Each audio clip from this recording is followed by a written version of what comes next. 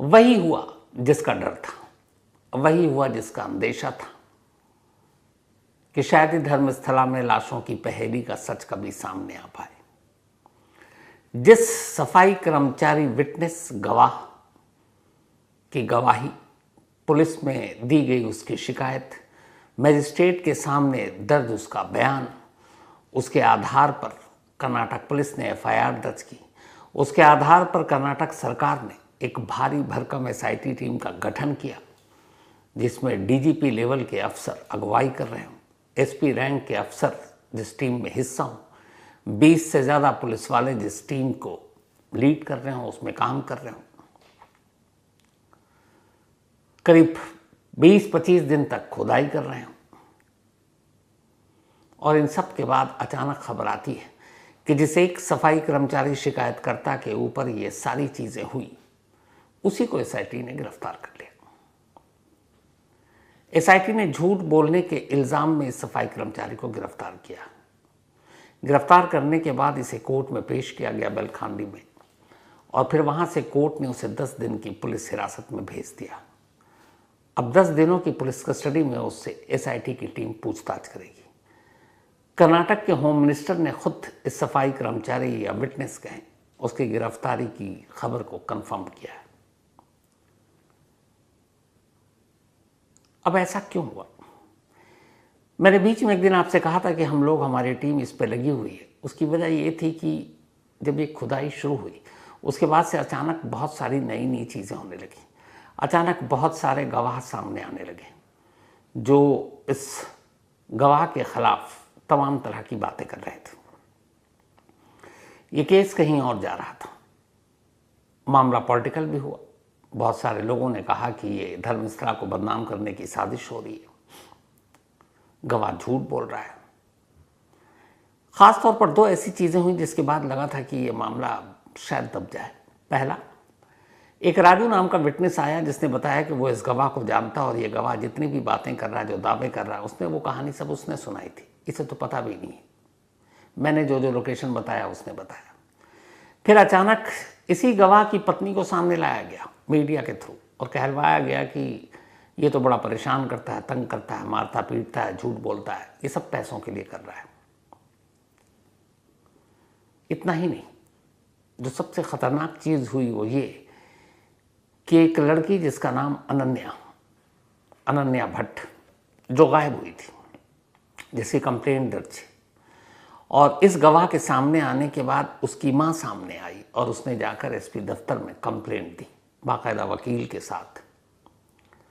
अब इस अनन्या की माँ भी एक बयान देती है, और वो कहती है कि असल में मेरी बेटी की गुमशुदगी की बातें मैंने इसलिए की क्योंकि मेरा एक ज़मीन के प्लॉट को लेकर धर्मस्थला से जुड़े हुए लोग, उनके ट्रस्ट, उनसे झगड़ा चल रहा था, तो मैंने दबाव बनाने के लिए झूठी शिकायत दे दी। मतलब एक एक कैरेक्टर, एक एक लोगों को धीरे धीरे आगे किया। मैंने आपको बीच में बताया था कि एक मेल आया था धर्मस्थला से ही चलाए जाने वाले एक कॉलेज से, आयुर्वेद कॉलेज, उसके एक स्टूडेंट ने मेल किया था, और डर से उसने ये लिखा था कि हम सब पर दबाव डाला जा रहा है कि आप अपनी वर्दी, आई कार्ड सब छोड़ो और निकलो और धर्मस्थला में जाकर धरना प्रदर्शन करो, धर्मस्थला मैनेजमेंट के सपोर्ट में और इस एसआईटी जांच के विरोध में, और स्टूडेंट करना नहीं चाहते। अब सवाल ये है कि अगर ये गवाह झूठ बोल रहा है, मुझे नहीं मालूम सच और झूठ क्या है, लेकिन एक सवाल तो अब भी अपनी जगह कायम है, और वो ये कि धर्मस्थला में जब तब इतने सारे जो लोग गायब हुए, लड़कियां गायब हुई, औरतें गायब हुई, वो क्या था? ये तो रिकॉर्ड पर है कि धर्मस्थला के पुलिस स्टेशन ने खुद एक आरटीआई के जरिए यह जवाब दिया कि पिछले 15-20 सालों की मिसिंग की जो सारी फाइल थी, रिकॉर्ड थे, रिपोर्ट थे, वो सब उन्होंने नष्ट कर दिए, वो गायब है ही नहीं। अब एक थाने से एक केस डायरी और मिसिंग रिपोर्ट थोक के भाव गायब हो जाए, शक होगा कि नहीं होगा? लेकिन ये सब हुआ क्यों, कैसे हुआ? सिलसिलेवार आपको पूरी कहानी सुनाता हूँ, डर तो था कि जितने ताकतवर लोग हैं और जिस तरीके से आज तक इन सारी चीज़ों को दबा कर रखा गया धर्म इस्लाम, इतना आसान नहीं है सच्चाई को बाहर लाना। जब कर्नाटक के असेंबली तक में ये मुद्दा उठ गया और इस SIT जांच और खुदाई का खुद नेता विरोध करने लगे, तभी इस बात का अंदाज़ा हो गया था। 3 जुलाई को ये सफाई, अब तो खैर सफाई कर्मचारी भी क्या कहूँ आपको, एक जानकारी और दे दूँ, ये जो तस्वीर आप देख रहे हैं अब ये तस्वीर भी आम कर दी गई है। हालांकि विटनेस प्रोटेक्शन एक्ट के तहत इसको सुरक्षा मिली है, लेकिन अब तो खैर सुरक्षा क्या, पुलिस कस्टडी में ये 10 दिन की ऑफिशियली, हो सकता है इसके बाद जेल के अंदर चला जाए। तब तक आपने मास्क में देखा है, इसको लोग मास्क मैन कहते थे और कुछ लोगों ने निकनेम रखा था भीमा, असली नाम छुपाया था। अब ऑफिशियली कर दिया खुद पुलिस ने, SIT ने और सारी मीडिया में अब आई। इसका असली नाम चन्ना है और ये इसकी असली तस्वीर है, ये इसका चेहरा है जिसको अब तक आपने महीनों भर से मास्क में देखा है। तो ये चन्ना है और ये उसकी तस्वीर। ये वही चन्ना है जो 3 जुलाई को धर्मस्थला के SP के दफ्तर पहुंचता है और वहाँ एक कंप्लेंट देता है। उस शिकायत को मैंने डिटेल में आपको पढ़कर सुनाया कि कैसे मैंने 1998 से 2014 तक सैकड़ों लाशें धर्मस्थला के आसपास ठिकाने लगाई और उनमें से ज़्यादातर लाशें महिलाओं की थी, जिनमें कई सारों की बॉडी पर इंजरी मार्क थे। कुछ ऐसा लग रहा था रेप विक्टिम भी है। 3 जुलाई को पुलिस स्टेशन में रिपोर्ट लिखाने के बाद 11 जुलाई को यही चेना, यही सफाई कर्मचारी बेलथांगड़ी कोर्ट के मजिस्ट्रेट के सामने जाता और 164 पुराना वाला मजिस्ट्रेट के सामने अपना बयान दर्ज करता है और वो सारी बातें बताता है जो उसने पुलिस स्टेशन में बताई थी। और इसी बयान के बाद अब कर्नाटक सरकार हरकत में आती है और शायद 18 जुलाई को SIT का गठन करती है। SIT का गठन होने के बाद अब इस चेना या मास्क मैन या भीमा से पूछताछ होती है और पहली बार 27 जुलाई को धर्मस्थला में नेत्रावती नदी के किनारे खुदाई का काम शुरू होता है। पहले खेप में इसने कुल 13 और 4 17 लोकेशन बताई, जहां पर इसके हिसाब से 1998 से 2014 के बीच में इसने सैकड़ों लाशें दफनाई थी। इन 17 लोकेशन को आइडेंटिफाई किया गया और उसके बाद वहां खुदाई शुरू। हालांकि आज के इस तरक्की करते दौर में भी बाबा आदम के ज़माने का तरीका इस्तेमाल किया था SIT ने। मज़दूरों को बुलाकर खुदाई, फिर JCB मशीनें मंगाई, जबकि जो टेक्नोलॉजी था उन्होंने इस्तेमाल ही नहीं किया। जो GPR सिस्टम है, ग्राउंड पेनिट्रेटिंग रडार, उसका भी इस्तेमाल नहीं किया। वो तो जब मीडिया में उठा कि बहुत स्लो सुस्त रफ्तार से हो रहा और फिर इतनी खुदाई कहाँ कहाँ कुछ पता नहीं चल रहा, तब SIT ने फिर परमिशन ली। उसके बाद GPR मशीन बुलाई गई आखिरी चरण में, आखिरी फेज में। खैर, पहले 11 साइट की जब खुदाई की गई, उसमें साइट नंबर 6 और साइट नंबर 11B से कुछ इंसानी कंकाल के अवशेष मिले, कुछ हड्डियाँ मिली, जिनकी गिनती करीब 100-125 के आसपास थी। इसके अलावा साइट नंबर 13 जिसको लेके बहुत सारी बातें हो रही थी, वहाँ मांस बरियल हुआ, वहाँ से कुछ नहीं मिला। बाकी 4 जगहों की और की। ये सब कुछ चल रहा था और ये सफाई कर्मचारी SIT के पास था। अब मैं जो कहानी सुना रहा हूँ ये SIT के जुबानी, फिर आगे बताऊंगा। अब ये सब कुछ चल रहा था, इसी दौरान में SIT, जब याद है 3 जुलाई को ये SP के पास कंप्लेंट लेकर गया था, तब ये अपने साथ इंसानी एक सर कंकाल का वो लेकर गया था, जिसकी तस्वीर भी आपको दिखाई थी। बाद में पुलिस ने उसको अपने कस्टडी में ले लिया। जब SIT को ये मामला सौंपा गया तो SIT के हवाले कर दिया। SIT ने उसे फॉरेंसिक लैब भेज दिया। जो इसने ये इंसानी सर दिया था, उसने ये दावा किया था, इस सफाई कर्मचारी चन्ना ने, कि एक महिला का सर है और वो उसी जगह से, धर्मस्थला से खोद कर लाया ताकि पुलिस वालों को यकीन दिला सके कि वो जो कुछ भी दावा कर रहा है वो सच है। अब SIT का कहना है कि जो खोपड़ी इंसानी उसने दी थी, उसको जब फॉरेंसिक लैब भेजा गया तो उसका दावा गलत था। वो खोपड़ी किसी महिला की नहीं थी बल्कि एक पुरुष का। तो पहला बयान उसका गलत था। लेकिन आगे बढ़ूं उससे पहले यहाँ पे एक क्रॉस क्वेश्चन। हो सकता है ये पुरुष का हो, लेकिन वो पुरुष कौन? क्या नेचुरल डेथ हुई थी? धर्मस्थला के शिकारों में से वो एक था जिसे मारा गया, जिसका कत्ल हुआ? ये कोई सफाई नहीं, सिर्फ ये कि भैया इसने कहा था ये महिला का है, वो पुरुष का निकला।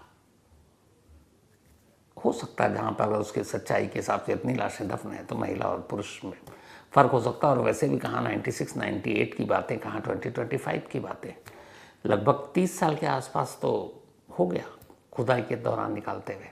लेकिन खैर, उनका ये कहना था कि उसने झूठ बोला, ये महिला की खोपड़ी नहीं थी, पुरुष की थी। फिर उन्होंने उससे पूछा कि अच्छा तुमने 2014 तक यहाँ लाशों को ठिकाने लगाया। इसी दौरान में 2012 में आपको याद होगा सौजन्या का किस्सा सुनाया था मैंने इसी धर्मस्थला की एक लड़की जो गायब हुई थी, जिसका मर्डर हुआ, और फिर उसके मर्डर को लेकर धर्मस्थला के ताकतवर कुछ लोगों की तरफ उंगलियां उठीं। बाद में पुलिस से लेकर ये मामला CID को सौंपा गया, फिर CBI को सौंपा गया। CBI ने एक शख्स को जो मानसिक रूप से कमज़ोर था उसको ही पकड़ कर कातिल ठहरा दिया। मामला कोर्ट में चला, लेकिन कोर्ट में कोई सबूत नहीं था ही नहीं, और वो शख्स बरी हो गया। तो सौजन्या का रेपिस्ट या कातिल कौन है आज तक नहीं मालूम, और ये उसी धर्मस्थला का मामला है। तो SIT ने इससे पूछा कि ये 2012 का मामला और तुम 2014 तक वहाँ मौजूद थे, तो सौजन्या की कहानी बताओ, क्या उसकी भी लाश ठिकाने लगाई? SIT का कहना है कि जब हमने उससे पूछताछ की तो उसने कहा नहीं, उस दिन मैं छुट्टी पे था। क्यों छुट्टी पे था? SIT का कहना उसने सही जवाब नहीं दिया। लेकिन SIT ने कहा कि उसने एक जगह ये बात मानी कि सौजन्या की लाश को ठिकाने लगाने के लिए भी उसके पास फ़ोन आया था। SIT का कहना है कि कुछ ऐसे वीडियो हैं जिसमें इसने कन्फेस किया है कि कुछ इलीगल कामों में इसने वहाँ मदद की है। जैसे सौजन्या केस, ये एक मर्डर केस, ये तो रिकॉर्ड पर है क्योंकि मामला अदालत तक गया, CBI ने मामले की जांच की, CID ने की। तो SIT का कहना है कि बहुत मुमकिन है कि सौजन्या की लाश को ठिकाने लगाने में भी इसी सफाई कर्मचारी गवाह ने एक भूमिका निभाई, और ये उसको लेकर झूठ बोल रहा है। यहाँ पे भी एग्री हो सकता है, इसने सौजन्या की लाश ठिकाने लगाई, भूमिका इसकी हो सकती है। और ये एक मर्डर रेप का केस है, गुनहगार भी है क्योंकि आप सबूतों को नष्ट कर रहे हो किसी लाश को ठिकाने लगाकर। लेकिन इसने सिर्फ लाशों को ही तो ठिकाने लगाया, लाश को। सौजन्या के साथ जो कुछ हुआ, उसका रेप किसने किया, उसका मर्डर किसने किया, ये बात तो फिर अपनी जगह आज भी एक पहेली है।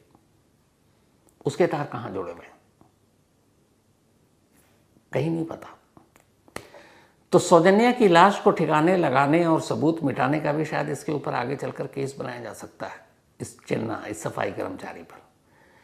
लेकिन जो केस CBI तक ने इतने बरसों तक इन्वेस्टिगेट की, उस Saujanya murder and rape case में आज भी एक भी अक्यूज अरेस्ट नहीं है।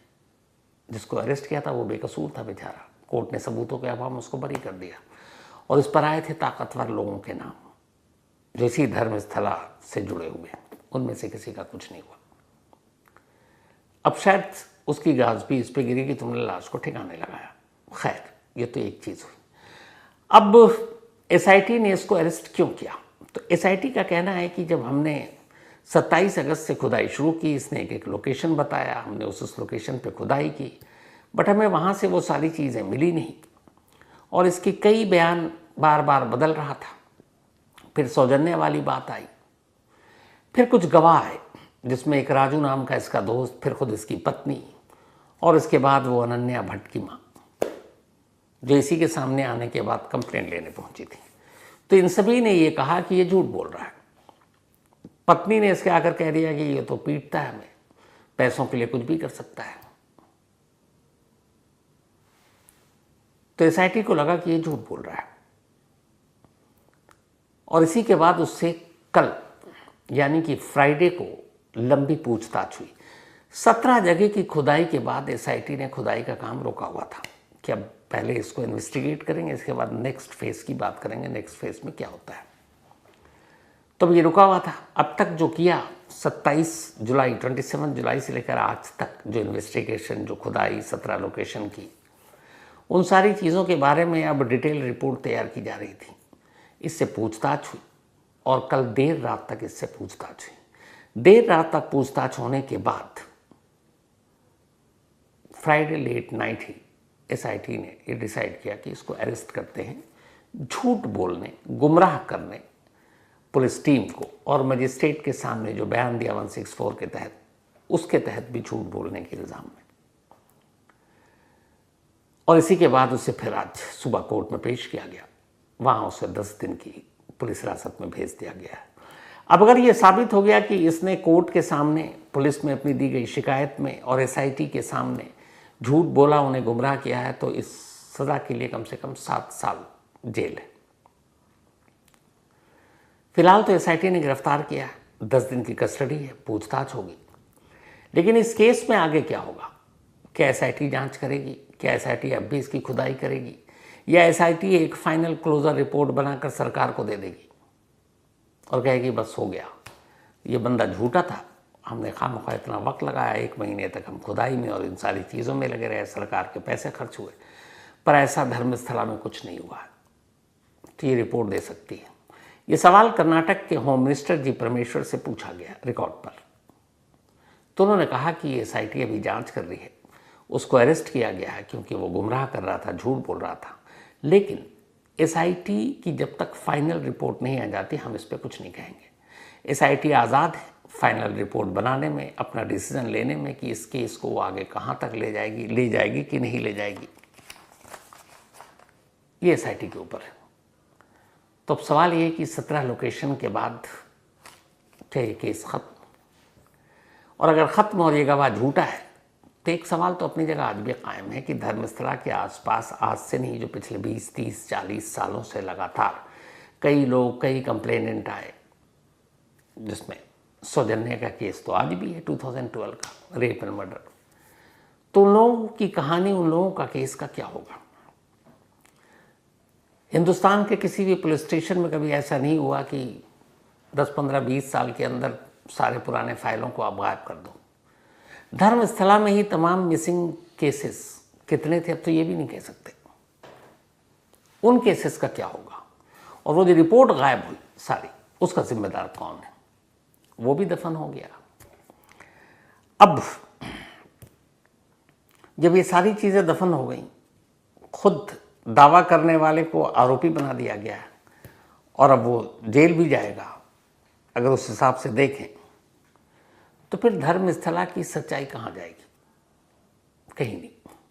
बल्कि एक रिपोर्ट तो मेरे पास ये भी आ रही है कि जो अनन्या भट्ट है, उसकी माँ ने ये कहा है कि जब ये गवाह सामने आया तो मेरे ऊपर एक दबाव आया कि देखो यही मौका है, तुम भी अपना मामला और कंप्लेंट लेकर जाओ पुलिस के पास और जाकर उनको बताओ कि तुम्हारी बेटी का केस दर्ज नहीं हुआ और इस केस की भी जांच की जाए। और इसी के बाद वकील भी आए। फिर ये भी कहा, रिकॉर्ड पर है अनन्या की मां का इंटरव्यू, कि कुछ एक्टिविस्ट जो लगातार धर्मस्थला में इन लाशों की पहेली को लेकर आवाज़ उठा रहे थे, जो धर्मस्थला मैनेजमेंट के अगेंस्ट थे लगातार, उन्होंने मुझे अप्रोच किया और उन्होंने कहा कि तुम पुलिस में कंप्लेंट लिखाओ और ये मुद्दा उठाओ। हालांकि रिपोर्टर ने पूछा तो क्या उन लोगों ने आपको पैसे दिए? उन्होंने कहा पैसे का कोई लेन देन नहीं है, लेकिन मेरी बेटी के साथ ऐसा कुछ नहीं हुआ जो मैंने रिपोर्ट दिखाई है। तो कायदे से अनन्या भट्ट की मां के खिलाफ भी फिर एक्शन लिया जाना चाहिए, लेकिन ऐसा हुआ नहीं है। सारी गाज अभी इस चेन्ना बोलूं, मास्कमैन बोलूं, भीमा बोलूं, उसके ऊपर है।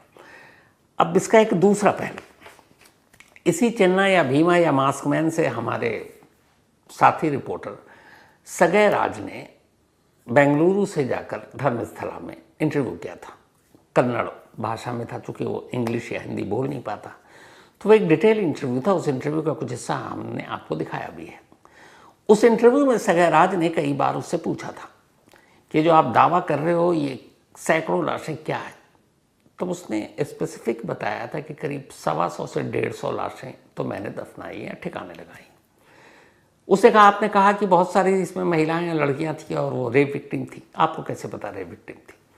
उसने कहा, मैंने सबका नहीं कहा, कुछ लाशें थी जिनके ऊपर जख्म था और वो प्राइवेट पार्ट्स के ऊपर जख्म था, उसको देखकर आसानी से अंदाज़ा कोई भी लगा सकता है कि इनके साथ ज़बरदस्ती हुई थी, पर मैंने हर एक लाश के बारे में नहीं कहा। उसने ये भी पूछा था इस इंटरव्यू में कि आपने कहा इतनी लाशें आपने दफनाई है, तो सारी लाशें क्या मर्डर और रेप सारे यही थे? उसने कहा नहीं, कुछ लाशें ऐसी थी जिनका पोस्टमार्टम हुआ था और उसको भी मैंने दफनाई, लेकिन बहुत सी लाशें ऐसी थी जिनका कोई पोस्टमार्टम नहीं हुआ और हमने दफनाई है। ये उसने रिकॉर्ड पर कहा। उसने ये भी कहा कि जबकि ये बात है तब इस धर्मस्थला नेत्रावती नदी के किनारे के आसपास का माहौल, जंगल, झाड़ियाँ, ये सब डिफरेंट थी। आज इतने बरस बीत गए हैं, करीब 27-28 साल हो चुके हैं, तो यहाँ चीज़ें बदल गई हैं। इसलिए हो सकता है कि मैं कहीं कहीं कंफ्यूज हूँ। लेकिन उसने अपने दावे के बारे में ये कहा कि मैं आज भी अपने इस दावे पे कायम हूँ कि यहाँ पर अनगिनत लाशों को इसी तरह से ठिकाने लगाया गया और मैंने उन लाशों को ठिकाने लगाया। कुछ गवाह, इसका एक दूसरा पहलू भी है, कम से कम 3-4 गवाह आए जब ये पूरा मामला शुरू हुआ, उसी धर्मस्थला के थे, और उन्होंने भी इस गवाह का सपोर्ट किया और उन्होंने कहा कि हाँ मैं भी विटनेस हूँ। उसमें से एक 13-14-15 साल की लड़की थी जिसको वहाँ पे दफनाया गया था, उसके साथ उसकी लाश देखी थी एक वहीं के लोकल शख्स ने, जिसके बारे में मैंने आपको बताया। SIT में जाकर उसने बयान दिया, SIT ने उसकी रिपोर्ट लिखी। इसके अलावा 1-2 और शख्स आया नया गवाह। तो सवाल ये है कि अगर ये एक गवाह झूठा था तो बाकी फिर गवाह कहाँ से चले आ रहे थे। और सवाल ये भी है कि इस गवाह के सामने आने के बाद अचानक एक एक कर चुन चुन कर, पहले इसकी वाइफ, फिर इसके दोस्त, फिर बाकी लोगों को सामने ला ला कर इसे झूठा ठहराने की कोशिश उस वक्त क्यों की जा रही थी जब ये लाशों की खुदाई के काम की निशानदेही कर रहा था। अगर ये झूठा है तो इसे बिल्कुल सज़ा मिलनी चाहिए, लेकिन सिर्फ बात इसके सच्चाई और झूठ बोलने की नहीं है, क्योंकि इससे बड़ी चीज़ ये है जो फैक्ट्स है कि सौजन्या जैसे कई केस हुए, भाई वहाँ रेप हुआ, मर्डर हुआ, उन केसों का क्या, उनका गुनहगार कौन। कई वहाँ लाशें दफनाई गई, ये जो मिली हैं हड्डियाँ, कंकाल, इनका क्या। और SIT के सामने एक दिक्कत ये थी कि हड्डियाँ, कंकाल तो मिल गई, अभी भी फॉरेंसिक लैब में है, पर सवाल ये है कि ये कैसे इस्टेब्लिश करेंगे कि ये किसके। DNA कराने के लिए सामने वाला कंप्लेनेंट भी तो चाहिए। वहाँ तो पुलिस की रिकॉर्ड ही गायब है पिछले 20 सालों का, कि कौन मिसिंग हुआ, कौन किसका, कहाँ मिला नहीं। अब जब रिपोर्ट ही नहीं है तो पुलिस कहाँ कहाँ जाकर ढूंढेगी कि भैया तुम्हारा कोई गायब हुआ था, तुम्हारा कोई 98 में आया था, कोई 2000 में आया था, 2003 में आया था, कैसे। तो आपके पास अगर वो 100-125 हड्डियाँ फॉरेंसिक लैब में हैं भी तो अभी इस वक्त किसी काम की नहीं है, इसलिए कि उन हड्डियों को किसी से तो आप मैच कराओगे, बट मैच किससे कराएंगे। अगर वो सारे विक्टिम की बोन्स हैं, कंकाल के अवशेष हैं, तो उन विक्टिम्स के जब तक रिलेटिव सामने नहीं होंगे, कंप्लेनेंट नहीं होगा, तो फिर मैचिंग कहाँ से होगी DNA। और जब मैचिंग ही नहीं होगी तो फिर आप केस के अंजाम तक कैसे पहुँचेंगे। तो ये सारी दुश्वारियाँ हैं। तो SIT के लिए सबसे मुश्किल काम था। वहाँ कर्नाटक में असेंबली में ये मुद्दा उठा, और ऐसा नहीं अक्रॉस द पार्टी। कमाल देखिए आप, ये वो नहीं चाहते कि इस धर्मस्थला में ये खुदाई और ये तमाशा हो, बड़े बड़े नेता, पॉलिटिशियन। और उसकी वजह क्या है ये हम सब जानते हैं, क्योंकि धर्मस्थला में जो खुदाई चल रही है और जिन लोगों को ज़ीरो इन किया जाता, या जिन लोगों के नाम आ रहे हैं इसके पीछे, वो सब ताकतवर लोग हैं। इतने ताकतवर लोग कि जितने बड़े बड़े ताकतवर लोग कर्नाटक के बाहर से कर्नाटक आते हैं, वो भी उनके पैर छूते हैं अक्रॉस द पार्टी। तो जब ये सब कुछ होगा तो डर तो शुरू से था कि इतनी आसानी से नहीं होगा, और वही हुआ। जो मेन गवाह था उसे लगभग झूठा करार दे दिया गया। 10 दिन कस्टडी में है, इसके बाद उससे पूछताछ होगी, और ये मान कर चलिए कि इस लाशों की पहेली का राज अब खुद SIT दफना देगी। अभी तक तो SIT लाशों को ढूंढ रही थी, अब लाशों के राज को भी वहीं दफन कर देगी। और मुझे नहीं लगता कि इसमें कुछ होगा, क्योंकि जब सारा सिस्टम, सारी चीज़ें एक तरफ हो जाए और जो मेन गवाह है आप उसी को कटघरे में खड़ा कर दें, तो फिर सच्चाई कौन लाएगा। और वैसे भी धर्मस्थला में 30-40 साल का इतिहास है कि कभी भी वहाँ कोई खुलकर तो सामने आया नहीं। ताकतवर लोगों के खिलाफ कौन आवाज़ उठाएगा। अभी तो ये गवाह है, इसके बाद पता नहीं वहाँ के जो लोकल जर्नलिस्ट और बाकी लोग हैं, शायद उन पर भी गाज गिरने शुरू हो जाए। जब कोर्ट तक इस स्टोरी पर कवरेज पे रोक लगाने का ऑर्डर दे दे वहाँ की लोअर, कि इससे रिलेटेड कोई खबर नहीं सुनाएंगे, तो आप अंदाज़ा लगाइए कि फिर पहुँच कहाँ तक है इन लोगों। जब हाई कोर्ट ने कहा कि नहीं ऐसा नहीं होना चाहिए तो वो सुप्रीम कोर्ट तक आ गए थे। तो मुझे लगता है कि ये जो तमाशा हुआ खुदाई के नाम पर और बाकी चीज़ें, शायद पहले से था कि खुदाई कर लो, लोगों का मुंह बंद हो जाएगा, कुछ दिन दिखा देंगे, उसके बाद कह देंगे कुछ मिला नहीं, और आखिर में ले देकर ठीक रहा, इस गवाह पे फोड़ेंगे और सब कुछ खत्म। लेकिन ये सवाल आज भी अपनी जगह जिंदा है कि क्या धर्मस्थला में कभी जो सौजन्या जैसी केसेस हैं अलग अलग, ये तो रिकॉर्ड पर है, इनकी सच्चाई क्या है? सौजन्या का रेपिस्ट और कातिल कौन है? उसी तरह और बाकी लड़कियों का कौन है? जो बाकी मेल के मर्डर हुए उनका कातिल कौन है? आप मिसिंग रिपोर्ट गायब कर सकते हो, लेकिन ये मर्डर के कुछ रिपोर्ट तो आज भी वहाँ पर है। और इस गवाह के सामने आने के बाद बहुत सारे नए गवाह भी सामने आए। तो ये गवाह अगर झूठा है तो उन 6 गवाह या 7 गवाहों को वो कैसे झूठे हैं? ऐसे बहुत सारे सवाल हैं जिनके जवाब अभी आने वाले वक्त में देना भारी पड़ जाएगा। लेकिन अफसोस, पता नहीं क्यों मुझे ये डर था कि इस कहानी का एंटी क्लाइमैक्स कुछ ऐसा होगा, लेकिन अभी भी उम्मीद है कुछ ऐसी चीज़ सामने आए जिससे इस केस को एक नया रुख मिले। और बाकी एसआईटी के ऊपर है। एसआईटी ने बेशक इसे गिरफ्तार किया, लेकिन इस केस को क्लोज करना है, आगे खुदाई करनी है कि नहीं करनी है, अभी ये फाइनल नहीं है। अभी उन्हें ये फाइनल रिपोर्ट देनी है। तो मुझे लगता है कि शायद ये 10 दिन की जो कस्टडी ली है इसमें पूछताछ होगी, और उसके बाद एसआईटी अपनी फाइनल रिपोर्ट कोर्ट और कर्नाटक सरकार यानी होम मिनिस्टर के वहाँ देगी, और तब उस रिपोर्ट के ज़रिए पूरी कहानी ऑफिशियली रिकॉर्ड पर पुलिस का वर्जन हम सबके सामने होगा। दूसरा वर्जन फिर उसके बाद उन सवालों से ही, क्रॉस चेक से ही निकलेगा। तो फिलहाल इस अफसोसनाक एंटी क्लाइमैक्स स्टोरी पर इतना ही, पर अभी भी उम्मीद से हूं मैं। पर कहानी खत्म करूं उससे पहले वही अपना सिलसिला। आज बलदेव सिंह, इनका जन्मदिन है, तो हैप्पी बर्थडे बलदेव साहब। और ये भेजा है अरविंद शर्मा ने। इसके अलावा सूरज सालुंके, इनका भी आज जन्मदिन है, तो हैप्पी बर्थडे सूरज साहब। गोविंद पलड़िया कुकावास, इनका भी आज बर्थडे है, तो हैप्पी बर्थडे गोविंद साहब। ये भेजा अशोक बिश्नोई ने है। राजेश मथानी, बल्कि मतलानी, इनका भी आज जन्मदिन है, तो हैप्पी बर्थडे राजेश मतलानी जी। भेजा सूरज ने है।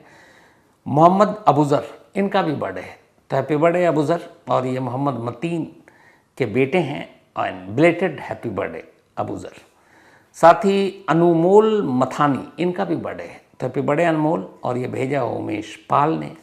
इसके अलावा रिंकी कुमारी, इनका भी आज बर्थडे है, हैप्पी बर्थडे रिंकी। और ये भेजा है अमित कुमार ने। साथ ही खुशबू, इनका भी आज बर्थडे है, तो हैप्पी बर्थडे खुशबू। और ये भेजा है डॉक्टर कुमार सिंह ने। तो इसके साथ ही कहानी में आज इतना ही। अब आपसे मुलाकात होगी कल रात 9 बजे किसी नई कहानी के साथ, बल्कि कल तो संडे है, तो कल रात 11 बजे आज तक पर आप देखना चाहें तो देख सकते हैं आज तक पर, वरना आपसे मुलाकात होगी मंडे रात 9 बजे कहानी के साथ। तो तब तक अपना और अपनों का ख्याल रखिएगा। संडे एंजॉय कीजिए। Thank you so much.